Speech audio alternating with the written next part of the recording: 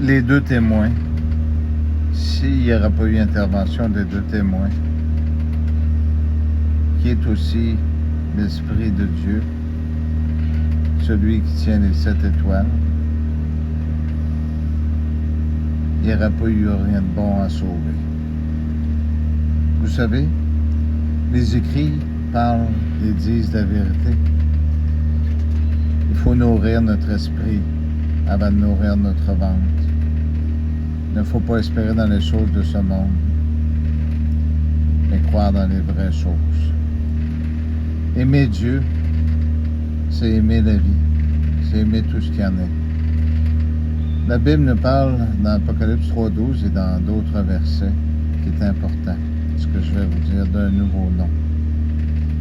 Ce que je vous ai dit, si vous ouvrez votre esprit, alors Dieu sera en vous.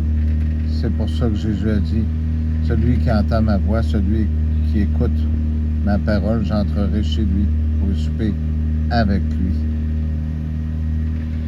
La vérité reste la vérité. De quoi avez-vous peur? J'ai souvent donné ce verset qui est très très important pour vous aider à comprendre. Dans Apocalypse 10, il fallait qu'il y ait une intervention. Les 3 esprits impurs aussi, il fallait qu'ils soient arrêtés. Il faut que les autres aussi. L'Esprit de Dieu touche chacun d'entre vous. L'Esprit de Dieu n'a pas de besoin d'avoir de puces électroniques ou de traitement. Vous voyez votre fin. Vous voulez que ce soit la fin, mais vous voulez garder ce que vous avez. L'arc-en-ciel représente la couleur de tous les peuples. Si vous aimez votre frère, qu'il ait une différence de couleur ou d'apparence physique, ou de choix de vie. Est-ce que vous pouvez vous placer à la place de Dieu pour le juger? Qu'il soit à 2 ou à 4 pattes,